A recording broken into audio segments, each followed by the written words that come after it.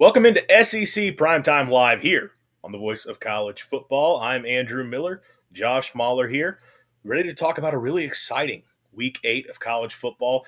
Josh, I know things didn't go well for your Sooners this past weekend in Bedlam, but it was still a pretty good week as a neutral observer of college Yep. football. Red River, not Bedlam, but yeah. I mean, I cannot believe I just it, I don't know how I did that.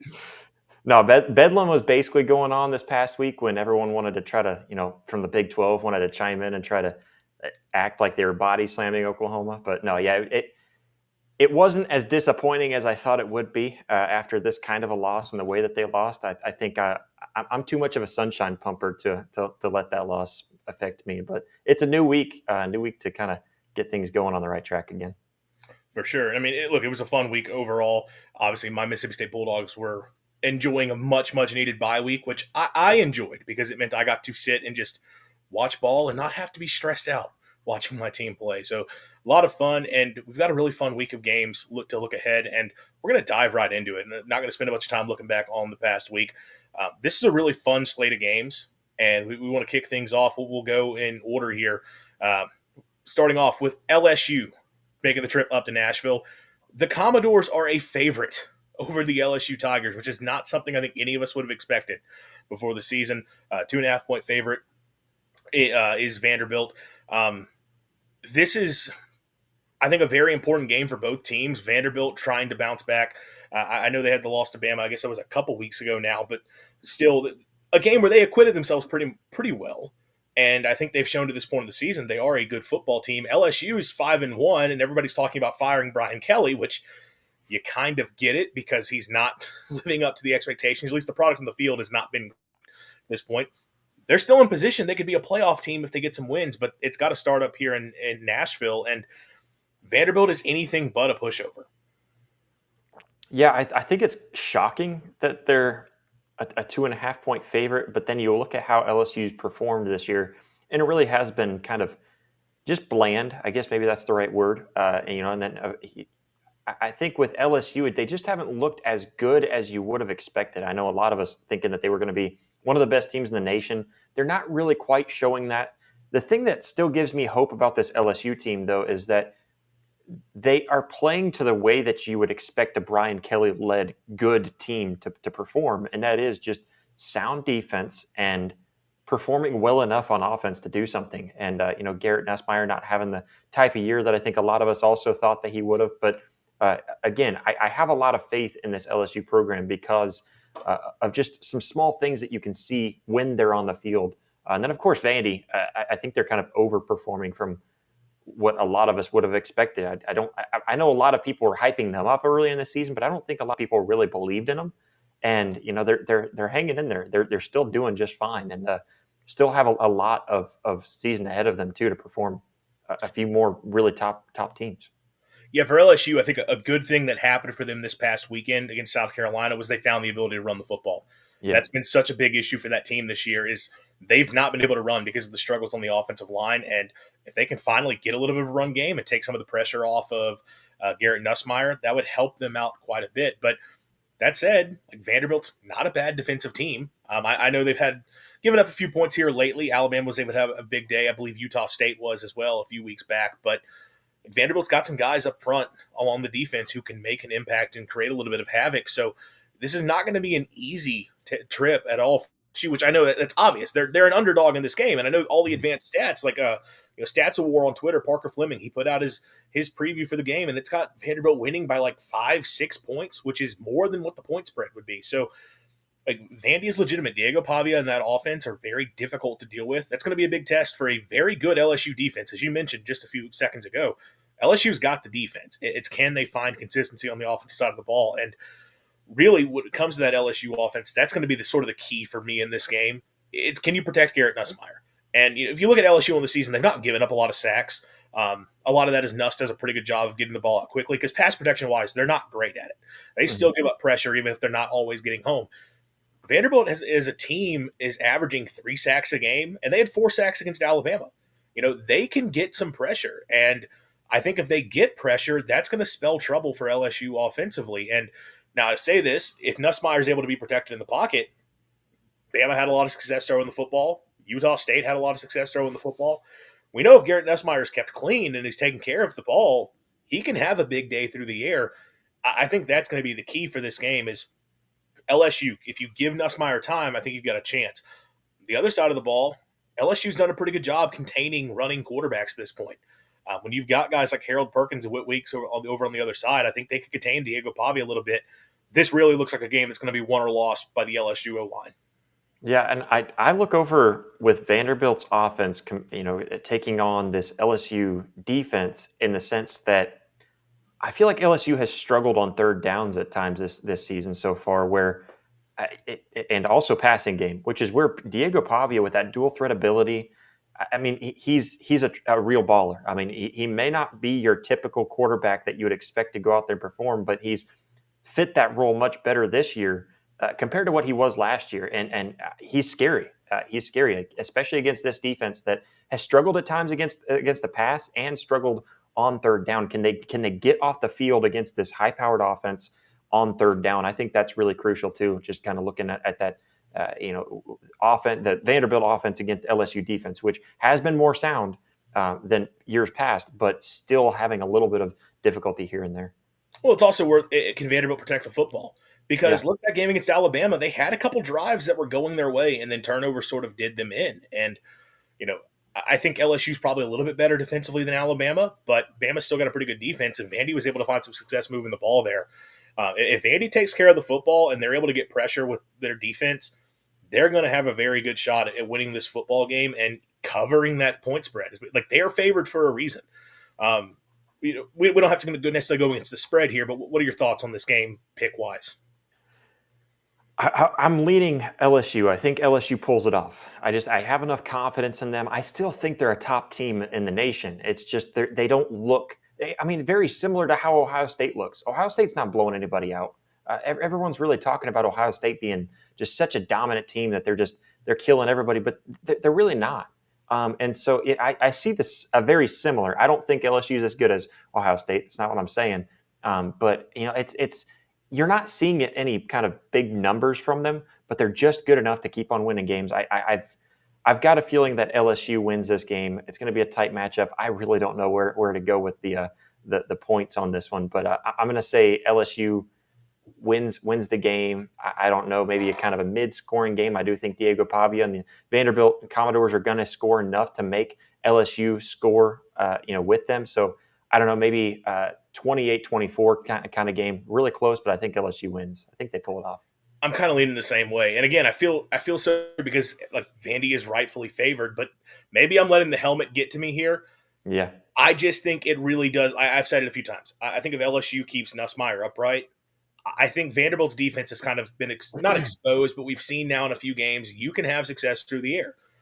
LSU is built to be able to do that well, so long as Nussmeier is protected. And I also just trust this LSU defense. I think the vibes are with Vandy, and I think a lot of people are excited for the idea of Vanderbilt getting the win here. I think LSU doesn't make a statement, but I think they go and get a win to kind of, as you suggest, show that they're still a pretty good team who's going to be be a factor in the SEC the rest of the way. We'll move over to your Oklahoma Sooners coming off the Red River loss. I can't believe I said Bedlam earlier. On the road at South Carolina, 11:45 a.m. Central Time on the SEC Network. Sooners are a 5.5-point favorite going into Columbia. Look, the Gamecocks, it has not been a pretty season for them to this point. Offensively, they have been a disaster. Lenore Sellers has not had the type of season you want. Their offensive line is atrocious. The skill talent's not all that good. Defense, you got Dylan Stewart, and they've had some success rushing the passer here and there, but also defensively just not the best unit that there is. But then you look at Oklahoma, and it's like, what was that game against Texas? Was it just an off performance? John Mateer, is he fully healthy coming back from the injury? It was that game as simple as turnovers just being what cost him? Like, I guess the question is this a letdown spot for Oklahoma going on the road against South Carolina, even though it looks like on paper the Sooners, even if just by their defense, should have a pretty big edge going on the road against South Carolina? Yeah, I do think it was just. I've been saying this all week. It was an Oklahoma team that went out there and didn't come on the field with some sort of pep in their step, a fire about them. It's a rivalry game, and you have to have that in those rivalry games. Texas had it. You saw it several times. I saw I forget his name now, but a big freshman offensive lineman come across and just completely dominate one of Oklahoma's defenders. It was stuff like that where you get up in people's face and you get to the verge of the referee having to throw a penalty flag for unnecessary roughness. That's what you need in those rivalry games, and Oklahoma didn't have it. They weren't even close. I didn't see any kind of fire about them, and that was a big part of it. For John Mateer, obviously he's not fully healthy, right? I don't think 17 days off of a surgery he's going to be fully healthy. That's why he had the little wrap on his hand. But I didn't really see a lot that I felt like the thumb affected the way he was throwing it. I thought that there was a tight spiral. It got on the mark many times, and sometimes it was behind the guy, and that might have been a part of the grip. Maybe the thumb had part of not being able to get it to his guy. I think the interception right at the end of the first half might have been part of the thumb because it just was uncharacteristic of John Mateer to let the ball go and it just drift off right over to the defender, not anywhere close to his receiver. I definitely think it affected him in some ways. I don't know how much. He says it didn't bother him, so I suppose maybe it didn't. But mentally, I think that was the biggest holdback for John Mateer. He didn't play full practice all week. He didn't go through full practice all week, which I thought was odd. If you're going to prepare the guy and expect him to get in the game, you got to give him the full preparation, and that was a big reason why I feel like he just wasn't there. He wasn't in that game, and so I felt like that was an off game. I didn't think the defense looked like the defense we've seen all season. I didn't think that the offense looked like what they're capable of. Obviously, the run game is just a disaster for Oklahoma, and a big part of it's the offensive line not being able to run block. They can pass block just fine, but they're not able to run block, which is just kind of weird to me because I think I've never played offensive line, but I think run blocking feels a lot easier to me because you can just explode off the ball and go hit somebody. You can go downfield. Pass blocking is a lot more being cautious of where you're at, knowing where your quarterback's at, all that stuff. Run blocking, in my mind, just feels like it's the easier of the two. And I might be wrong because I've never been an offensive lineman, but I think this is a get right game for Oklahoma. I think they do it. I'm not sure how much of it right it's going to be for him. You talk about the run game a little bit. I think that's going to be a key for Oklahoma in this game. Yeah. South Carolina's run defense has not been great this season. Vanderbilt obviously was able to find plenty of success, and that's a team with a dual threat quarterback like what you're getting with John Mateer. Missouri ran all over them, and obviously that's a very good Mizzou run game, and Ahmad Hardy is incredible. But I mentioned this earlier when talking about LSU. LSU, like Oklahoma, does not have a good run blocking offensive line. Tigers ran the ball really effectively against South Carolina, so perhaps that bodes well for OU in this game because I think for OU, look, Mateer is obviously a good playmaker. He is certainly at his best when he has the run game to complement. I think if he's a guy when he's having to sit back and drop back time and time again, can he have the big game? Sure. I think that's where he gets prone, though, to try to start forcing some things, kind of like what you saw against Texas. If you're able to get that run game going a little bit better, I think you'll have more success. And look, on the other side of the ball, OU's defense is still great. OU's defense is not why they lost to Texas. They still played a good game, even though the Longhorns were able to put together a couple nice drives. OU's defense did more than enough, and that's a unit that's been really good over the course of the season. I don't see how they don't shut down South Carolina's offense. Like, the only question here in this game is if this is just a classic crazy things happen in Williams-Brice Stadium, especially when you don't think they should happen. I'm not going to pick it that way, though. I do agree that Oklahoma's ultimately able to get it done here. Well, and it's an 11:45 kickoff too, which kind of changes my mood about, at South Carolina, it's October. I don't think it plays as much in the early games. I've seen it from Oklahoma in the past. I've been to plenty of 11 a.m. Central Time kickoffs, and the energy is just not there. And everyone in college football knows that. I think that kind of takes a little bit of that out of it. It is Oklahoma's first true road test. I know they went to Temple. They went up to Philadelphia and played Temple. I'm not counting that as a road test. It's the first true road test and the first true road test in the SEC this season. So, I think that's going to be really crucial. I think John Mateer's healthier than he was last week, to whatever extent that means. And I think he does enough. I think he has a get-right game for himself as well. And like you said, South Carolina's offense just has not been what we expected from this offense. It was an offensive-led team for the most part last season. And we expected that to be the case again this season. And then they also just let go of was it their offensive line coach? It was, yeah. So, it's when you're having to get rid of coaches midseason, it's one thing to lose players midseason, the way we've seen, which is kind of odd, like how often it's popping up this season. But it's one thing to lose players, but when you lose an entire coach that's helping lead an entire unit, that's another thing. So I think Oklahoma does it. I think they pull it off. I'm thinking it's going to be Oklahoma covering the spread. I think that, like you said, the defense is still the best, one of the best defenses in the nation. I'll say top three. And I think they get themselves back on track this season, or sorry, this week, and I think they get it done in Columbia. Yeah, probably going to be a lower scoring game, but I'm For with sure. you. Hit the under, smash it. Yeah, OU's able to get this one done. We'll jump ahead later to the night slate as we go through some of these quicker previews, looking at the Tennessee Volunteers traveling to Tuscaloosa, third Saturday in October. Huge matchup for both of these teams. Obviously, Tennessee, close game with Arkansas the past week, and if not for some Arkansas turnovers, maybe the Hogs would have been able to get that done up in Knoxville. We've seen Tennessee's defense has been vulnerable this season. It's not the same dominant unit that it was a year ago. Obviously, the losses they have on the back end with the injuries at cornerback have hurt them a lot, but not the same unit. Obviously, their offense is still very good, but Bama's rolling right now. Up in Mizzou, it was a close competitive game, but I think when Bama was in control for a lot of that game, to be honest, even with Mizzou keeping that thing competitive. Ty Simpson is playing as well as any quarterback in the country right now. They're starting to find the run game a little bit more. I guess I'll check here in a sec because I suppose the injury reports have been released, so we'll have a little bit That's what I'm looking up right now for for you, because Jam Miller. I was wondering about Jam Miller. I'm wondering, because he goes down with a concussion there. You got He's the showing update? questionable. Questionable. So, That's yes, going to be still big. Look, questionable. they need him. He is a huge. His return earlier this season is when their run game really started to get going. So they're going to need him healthy in this game to be able to keep that part of the offense, I think, as effective as possible. But again, Ty Simpson has been playing really well. And right now, I have a hard time trusting Tennessee's defense to make a whole lot of stops. And now, other side of the ball, for what it's worth, I mean, Bama defensively has been pretty good. Ever since week one against Florida State, it seems they figured things out. And look, this is a high-powered Tennessee offense for sure. Chris Brazzell really lighting things up. But Bama defensively, I mean, their secondary has been making some plays. Like, those guys have stepped up there. So I feel pretty good about the Tide in this matchup. Yeah, I do too. I really look at this matchup, and I want Tennessee to win. I suppose it's Josh Heupel. I've always liked Tennessee. I always have, and I feel like even when Oklahoma first came in, the Oklahoma Tennessee relationship was just different. And so I like Tennessee. I like them a lot, and I like cheering for them. But Alabama just looks like a totally different team than what we saw week one.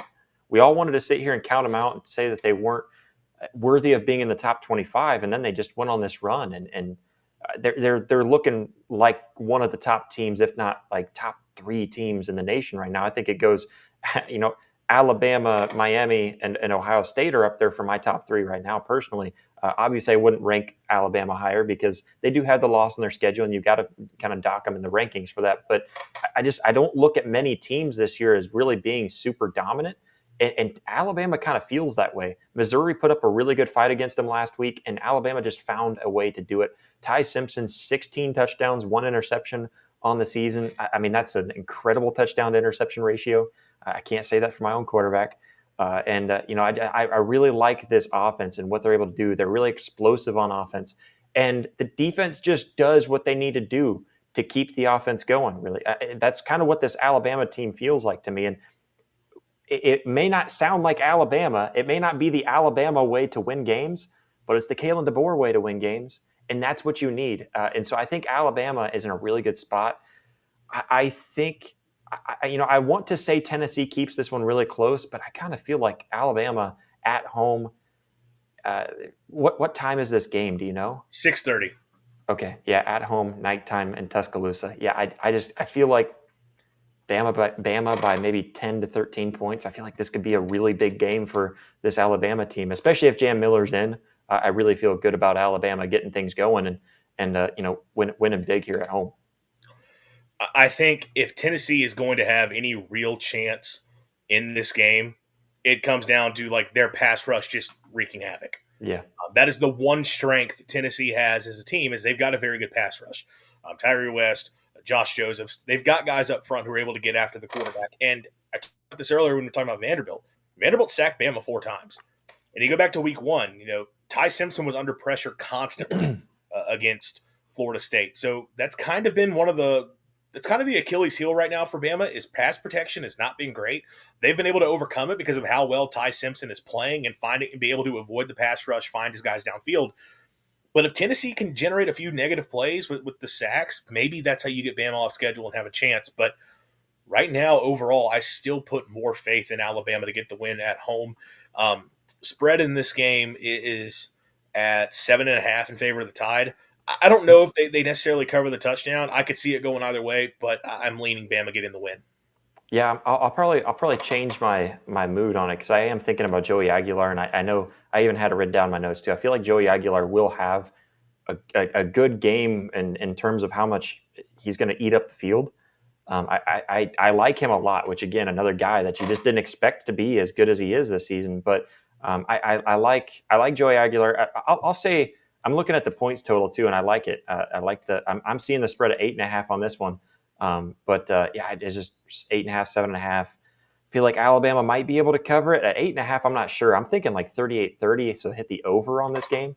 I feel like Alabama, can control this game and make it feel comfortable and a confident win. But the score doesn't really show how confident they were in the win. But it's going to be a big offensive game in my eyes. I would agree. I think we're going to get plenty of points in this game. Last quick preview, we'll go through Missouri going on the road to Auburn, 6:45 p.m. Central Time on the SEC Network. Auburn coming off one of the weirder games of the weekend in Deep South Soldiers rivalry against Georgia. Should have gone up 17-0. Maybe, whether or not you agree that it was a touchdown or not. Either way, they were right there and what could have been a total control of the game. I know there's all the officiating stuff people want to point to. I think it's fair. The Kirby Smart thing, weird, obviously all that. Auburn's offense was still shut out in the second half. They didn't perform the way they needed to, and it's just Jackson Arnold not being able to throw the football. It continues to be a massive, massive problem for them. And I know they were able to get some of the run game going against Georgia there early, but that wasn't able to sustain over the course of the game. This Auburn offense is not good. And it's a shame because defensively they've been playing really well. That side of the ball has delivered for the Tigers, and the offense is just not something that they can work with. And that's supposed to be Hugh Freeze's specialty. And obviously the quarterback is the guy that he went and handpicked out of the transfer portal. And it's just not working for them. You look on the other side, Missouri, as I mentioned, I think Bama had moments where they were sort of in control of that game. And then obviously Missouri was in it there at the end. Look, the Tigers, when they get Ahmad Hardy rolling, they've been able to be really good. And Mizzou's defense can still make some plays, vulnerable in the pass game, but can get after the quarterback a little bit. I look at this game and look, I get you're going on the road, and maybe it's a letdown spot for kind of both teams, given the way the last week transpired. So I don't know if either team really has an edge in that, in terms of where you are from a mental state. But it's obviously a really important game for both sides. Hugh Freeze job may very much be in jeopardy at this point, and I think Mizzou, you're looking to bounce back. I trust Auburn's defense to play well. Can Jackson Arnold complete a pass? I think that's Auburn. If Arnold's able to get the pass game going, I think they got a chance. Otherwise, I'm just going to trust Missouri and Eli Drinkwitz more. Yeah, I agree with you, and I think Missouri has just shown enough this season that regardless of how they performed in that Alabama game, I think they've been showing just enough that they are a true contender in the SEC this year. And, I think going on the road, nighttime in Jordan-Hare, that plays into it. And it's going to be a weird game, just like that Georgia game was. But it comes down to it. Do I have faith in Hugh Freeze and this Auburn offense being able to score points? And they have been kind of screwed by the refs in a lot of ways this year, and you've seen it in just about every game. It feels like there's a really big call that shouldn't be going against them that does. And you can't let it play into the ref's hands. And like you said, a big part of that is you're not able to get your offense going. I didn't put the stat down, but I saw the stat that they popped up that it was like before Jackson Arnold's fumble, Auburn killing Georgia in terms of yardage. And then after Jackson Arnold's fumble, Georgia just completely killed them the opposite way and was just dominated. And so it's a morale thing too if you turn the ball over. And then with Jackson Arnold kind of showing the same thing that Oklahoma fans got frustrated with him about. If you put the ball on the ground, are you able to respond from that? Or do you just let that kind of rule you with the rest of the game? And he's been showing this year that when he gets sacked or he turns the ball over, that he just gets that happy feet and doesn't feel confident in the pocket. He doesn't feel confident throwing the ball, and he's got such amazing wide receivers, so it doesn't make any sense. And it's such a waste there. The roster that they have at Auburn should be like a 5-1 team right now. There's no reason why Auburn should be 3-3, and yeah, I mean, you can't keep on blaming it on the refs every week. You gotta come up stronger, and it could be this game. I think Missouri hangs on. I think they win it in kind of a closer fashion. I think it's going to be lower scoring because I think both defenses are going to do their part. Yeah, I think Missouri ends up winning this one. I'm kind of surprised Missouri's only a 1.5 point favorite. I suppose because it's nighttime in Jordan Hare. But yeah, I'm gonna take Missouri. I think they cover that spread easily. I think they end up winning this one by about a touchdown or so. And like I'll say this for Auburn as to why the point spread may be so low. Like, and we mentioned earlier, Auburn defensively has been very good, and they've been very good Mm-hmm. against the run. And if there is something to say for Mizzou, like as good as Ahmad Hardy has been, the teams that have been able to limit them on the ground a little bit, Bo Pribula has been very good this season. He's also kind of, when it's been on his shoulders, you start to see it's not fully there just yet. Now, it's more there than Jackson Arnold is. And that's where it really all comes down to is, again, like if Arnold is able to get the pass game magically going, then I think Auburn wins this football game because I Mm-hmm. do trust their defense. I don't have faith in Auburn. And you talked about the thing earlier, like you get in mistakes and Auburn sort of just seems to crumble. Like that is a problem for this team, and that is an indictment on Hugh Freeze, and it's an indictment on where they're at. And it feels like the pressure is ramping up on the Plains. Um, I don't know if this is a must-win game, but it's pretty dang close for Hugh Freeze. And how are they going to respond to that? I don't know, but I think the Penn State move is going to speed up the clock on some of these coaches in the SEC in terms of programs looking to make a move and get up. Okay, let's make sure we're a part of the market.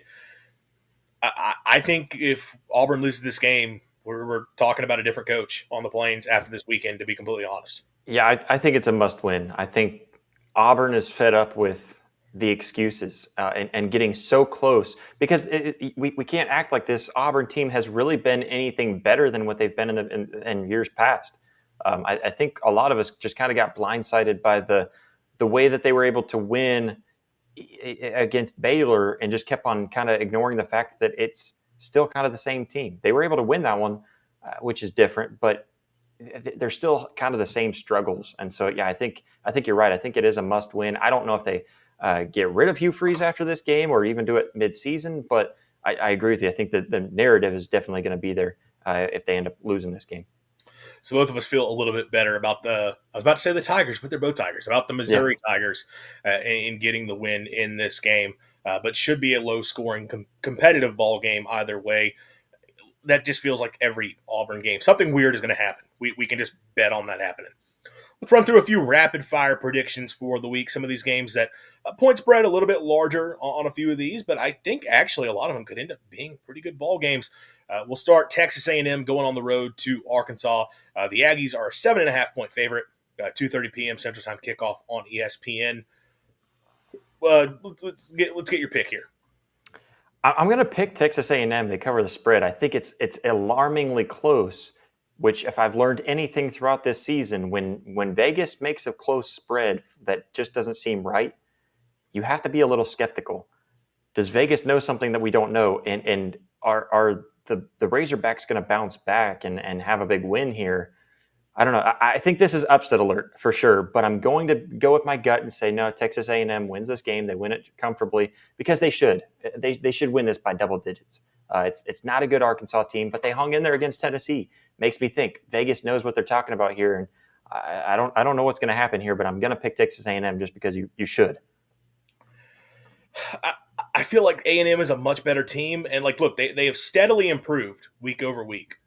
defensively at least. I mean, their offense has been pretty good all season. But there is something about this series. One, Arkansas always finds a way to keep this close, and it has not really mattered who the coaches have been. Now, obviously, pretty much all those games were played in Jerry World. We'll see if in Fayetteville that still carries over, which it should. It's Arkansas at home. Although I don't really know how excited the Hog faithful are going to be for this matchup in terms of creating a great home environment. But I will say this, like, even though A&M's defense has gotten a little bit better, the best offenses they have faced this year have been able to put points on the board. You look Yeah. back to, most notably Notre Dame and what they were able to do in that game. Our offense is not the problem for Arkansas. Taylor Green and the Hog offense can score a lot of points. And this is Bobby Petrino in his first home game as the interim head coach. I have to feel like he is going to have something cooked up to – he's trying to make a statement to the boosters, right? Hey, give me the job back. I think A&M wins, but I'll take the Hogs to cover that 7.5. I think this is going to be a weird game. And Arkansas, we haven't said Arkansas's defense is still atrocious. Like, they're not going to stop A&M in this game. But I think the Hogs can score a little bit with them. So I'll predict this thing to be a little bit closer than maybe we're thinking. I will say upset alert for sure. I think this is, if I had to pick a game in the SEC that's an upset, this is the one that really sticks out on paper to me. Absolutely. My Mississippi State Bulldogs going on the road against the Florida Gators. Florida 9.5-point favorite. 3:15 p.m. Central Time, so I guess 4:15 local out there in Gainesville on the SEC network, which, by the way, Mississippi State just lives in the buried in plain sight game on the SEC network. They play this game literally every single week in terms of kickoff time. We'll start. Let's get into the big narrative around the game. I know these are quick picks, but we'd be remiss to not talk about the fact that everyone is just basically saying Billy Napier is done, and they're just not. They've not officially announced it. I mean, where are you at on this? Do you think it's legit? Like, it's as simple as he is very much gone, or did somebody leak something that they were not supposed to, and it's just not? It's going to hold off a little bit longer. Yeah, I think he should be done. I don't have faith that Florida's going to get rid of him. He does this thing where Florida's like ready to pull the plug, and then he does something like beats Texas. And then it's like, well, can we really get rid of him? Man, I just don't know. I think if he were to, say, get upset by Mississippi State at home this week, which I think is very possible because your Bulldogs are playing pretty well this year.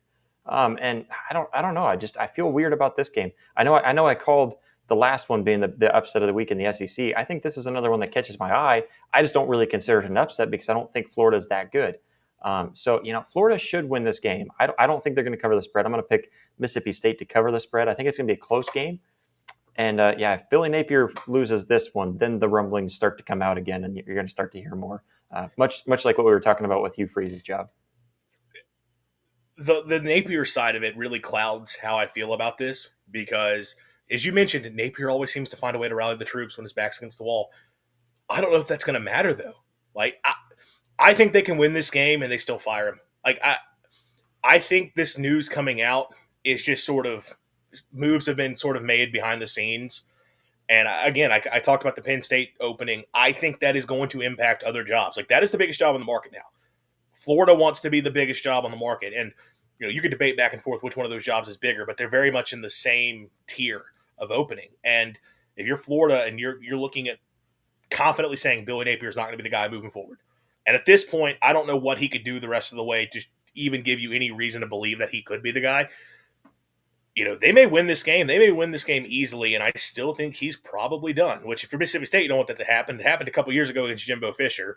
A&M beat State 51-10, and then Fisher was still fired the next day.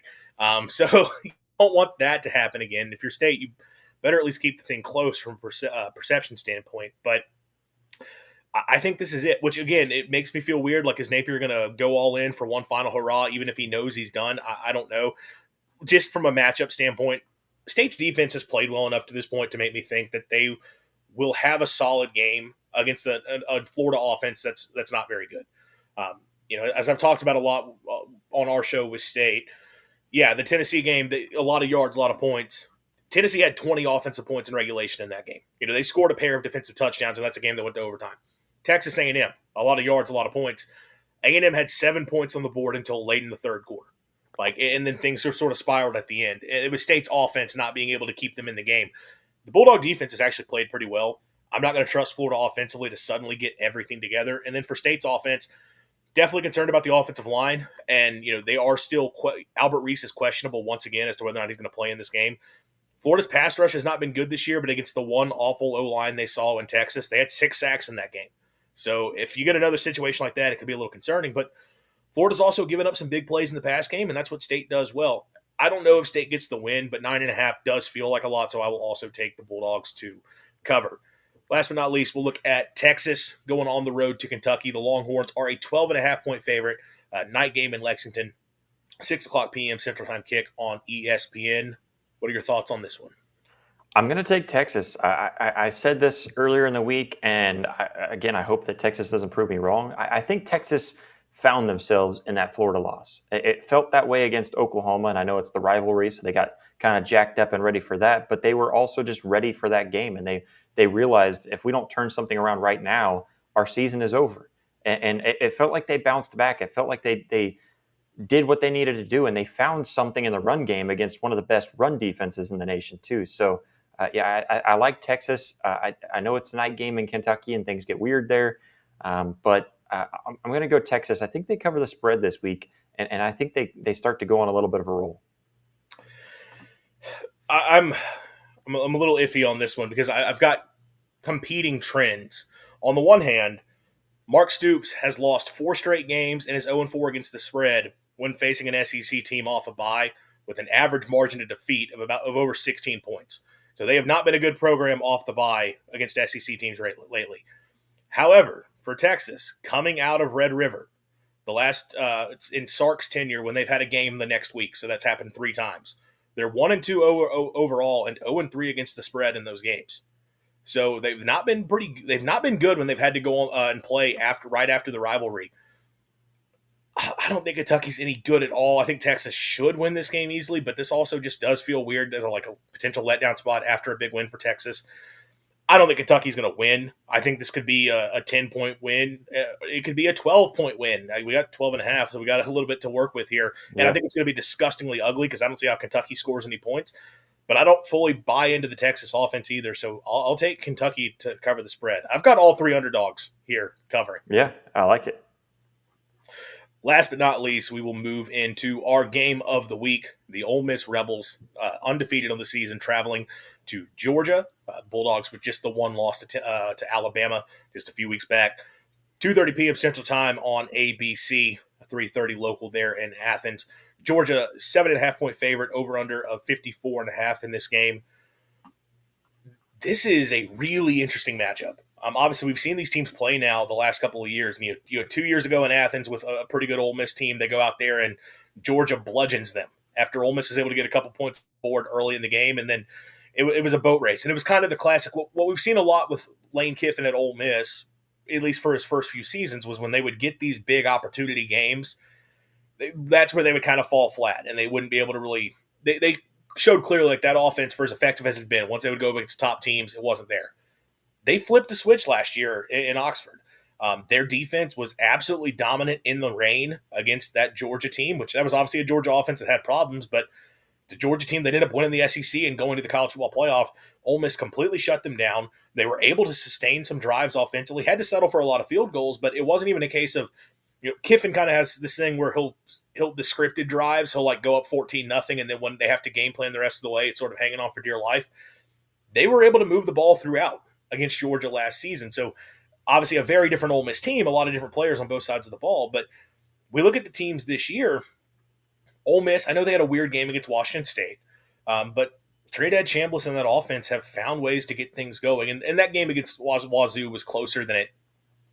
Final score was closer than the actual way the game played out. There were some long Ole Miss drives that just didn't result in points. And Wazoo was able to hit a couple big play touchdowns. Ole Miss offensively, since moving over to Chambliss, has been really good overall. Now, their defense is still a massive question mark.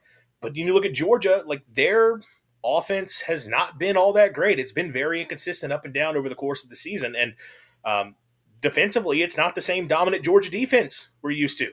We saw what Tennessee was able to do. Alabama, at least in the first half, had a ton of success. This could be a very interesting and fun game in Athens on Saturday. Yeah, and it ultimately for me comes down to just it's a Kirby Smart led Georgia team, and it still shows just that. It's one that just doesn't make sense that they're this good this far into the season because they haven't looked the part. They barely win against some teams that they should be dominating, and then they're winning in unconventional ways for Georgia too, like they did against Tennessee, having a win in a shootout.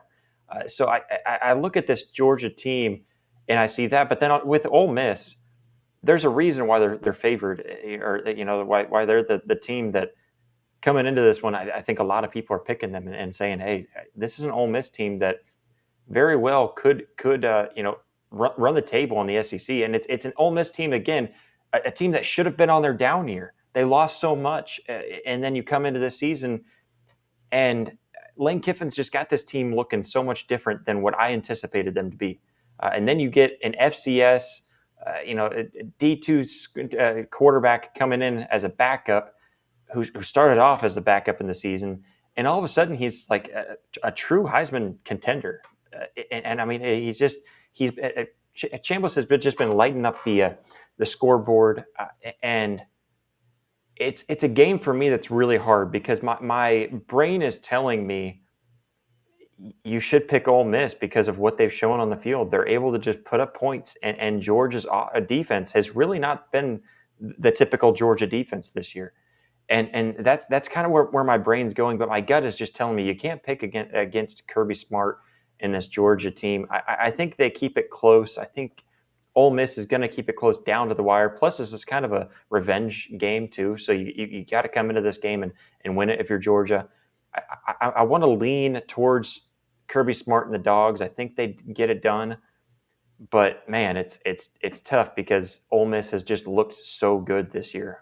So I think it's going to be a close game. I think Georgia just finds a way to call a timeout and then get the timeout put back on the clock. No, I think that Georgia just finds a way to win this game because it's Kirby Smart and because that's what he does against everybody except Alabama.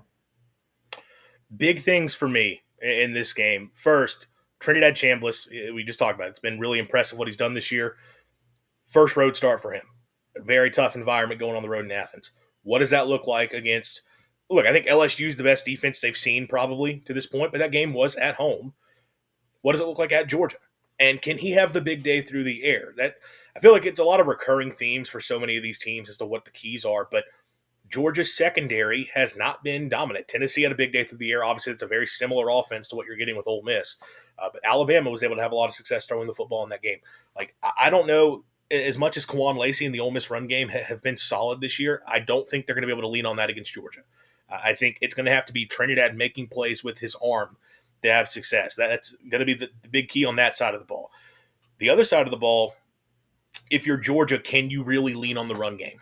I think we've kind of seen to this point, Gunnar Stockton can be a solid QB, but not the absolute best. Like Georgia's offensively has been at their best when they can really just lean on the run game. And Ole Miss, defensively, really good at stopping the run against an LSU team that, as we've talked about a few times, couldn't run the ball that well.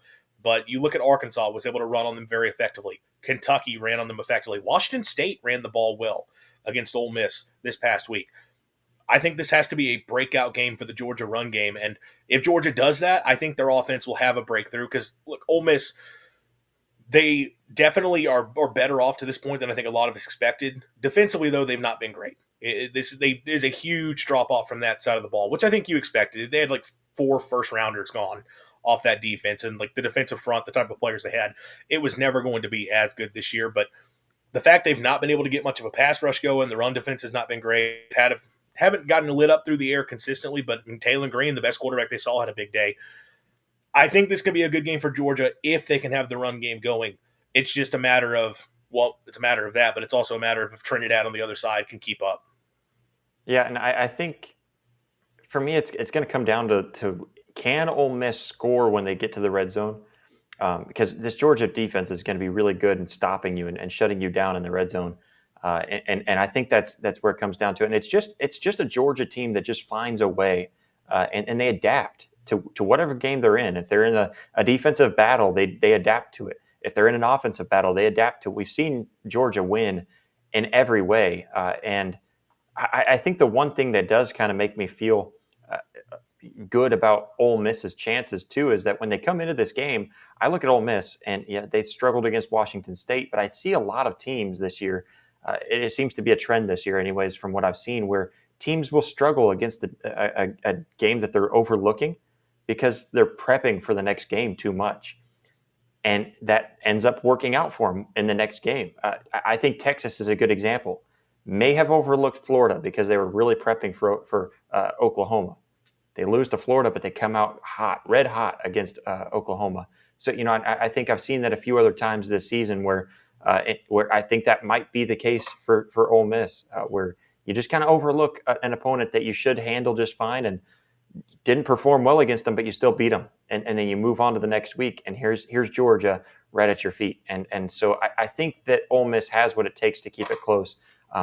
If there's a prop bet out there for how many points Ole Miss's field goal kicker can make this game, I think you take the over on that, because I think once they get down to the red zone, it's going to be tough, and he's going to have to kick those field goals. But I'm like I said, I think I'm going to stick with Georgia just because I have a good gut feeling that they're going to be able to adapt to however this game goes.